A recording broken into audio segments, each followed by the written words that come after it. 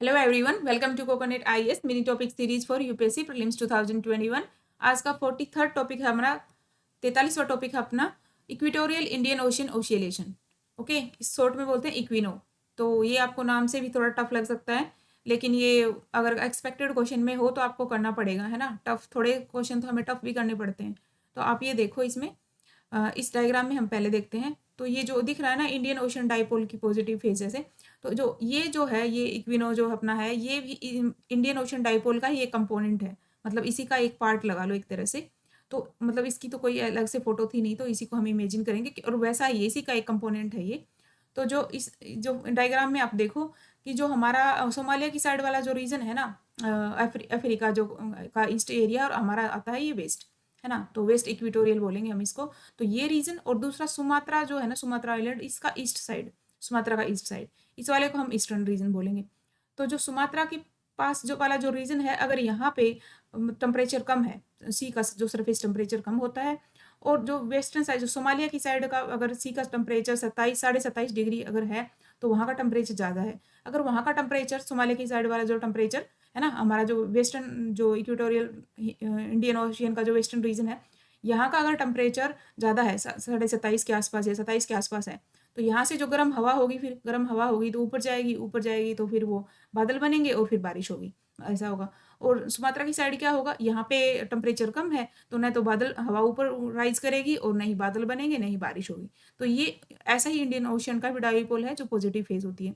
और अगर इसका उल्टा हो जाए कि सुमात्रा जो है मतलब वहाँ पे अगर 27.5 डिग्री ऐसा कुछ टेम्परेचर हो, तो वहाँ हीट राइज करेगी और वहाँ पे बारिश होगी। और हमारी साइड, सोमालिया की साइड क्या होगा, यहाँ पे उल्टा हो जाएगा, फिर यहाँ पे मतलब कि बारिश नहीं होगी क्योंकि यहाँ का टेम्परेचर कम है।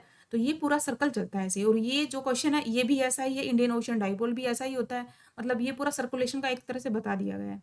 तो हम इस क्वेश्चन पे आते हैं अभी। ये जो नाम है ना, ये थोड़ा इंडियन ओशन डाइपोल से तो रिलेटेड क्वेश्चन आ चुका है, और इक्वेटोरियल इंडियन ओशन ओसिलेशन से रिलेटेड क्वेश्चन अभी शायद आया नहीं है।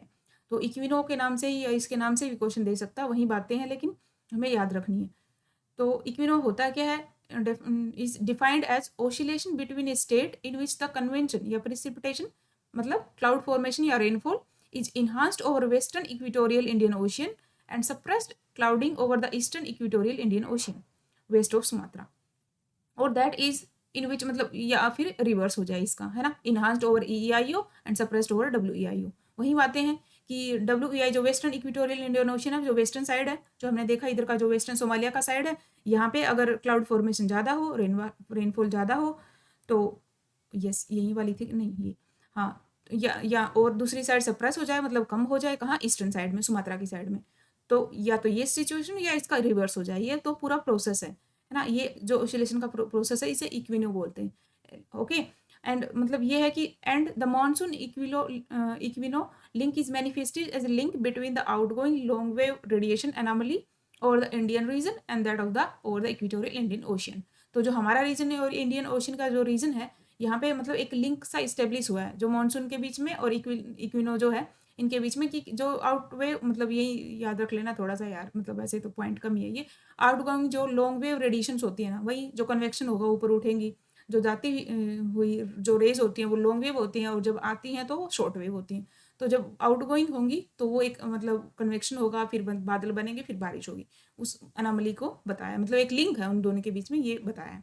तो ये आपको समझ में आ गया होगा कि है क्या चक्कर पूरा, कि अगर वहाँ पे इन्हांस हो जाए एक्टिविटी अपनी सोमालिया के पास में और सुमात्रा की साइड में, तो उस टाइम सप्रेस हो जाएगी, वहाँ पे कम होगी, तो वहाँ बारिश होगी नहीं, और हमारी साइड बारिश होगी, और इंडिया में उस टाइम बारिश होगी। और इसी फेज को पॉजिटिव फेज बोलते हैं। उन्हीं बातों को यहाँ पे लिखा कि पॉजिटिव इक्विनो फेज जो होती है, when the sea surface temperature, जो वेस्टर्न इक्वेटोरियल इंडियन ओशियन का जो टेम्परेचर हो वो 27.5 डिग्री हो, मतलब सोमालिया के साइड वाला जो रीजन है यहाँ पे, है ना। तो इसकी वजह से फिर मतलब क्लाउड ज़्यादा बनेंगे, और हमारी साइड फिर रेनफॉल ज़्यादा होगी। दूसरी साइड कम हो जाएगा, ईस्टर्न साइड में जो सुमात्रा का ईस्ट साइड है वहाँ पे, और फिर वहीं बारिश होगी, अपनी साइड इंडिया में बारिश होगी, और दूसरी साइड वहाँ पे होगी नहीं। और ऐसा जब सिचुएशन होती है ना, तो हमारी साइड जो बारिश होती है वो अबव एवरेज रेनफॉल होती है इंडिया में, है ना। और अगर इस सिचुएशन ये भी होता है कि अगर हमारी समर कई बार लेट होती है, मानसून लेट आती है, डिले हो जाती है कई बार, तो अगर ये पॉजिटिव इक्विनो बन गया है तो हमारी साइड फटाफट पिकअप कर जाती है ना। The Indian summer monsoon picked up steam despite a delay start due to a positive phase of EQUINOO, है ना। अगर पॉजिटिव फेज है तो ये न्यूज़ पुरानी है, 2019 में ऐसा कुछ हुआ था मानसून के अकॉर्डिंग, तो बट ये इंपॉर्टेंट टॉपिक है, that's why I covered it, है ना। तो याद रखना है कि मतलब हमारी साइड जो वेस्टर्न रीजन जो इंडियन ओशन का है, यहाँ पे अगर पॉजिटिव हो दैट मीन्स यहाँ पे बारिश ज़्यादा होगी, हमारे इंडिया में ज़्यादा बारिश होगी, है ना। और अगर नेगेटिव होगा तो उल्टा हो जाता है, बट हमें पॉजिटिव एक याद रख लेना, पॉजिटिव तो उल्टा तो रिवर्स हो ही जाएगा फिर उसका, है ना। सुमात्रा के बीच में और इसके बीच में ये पूरा है इक्विटोरियल इंडियन ओशन ओसिलेशन, इक्विनो, ये पूरा टॉपिक था। ओके, थोड़ा दिमाग में रखना and thank you so much.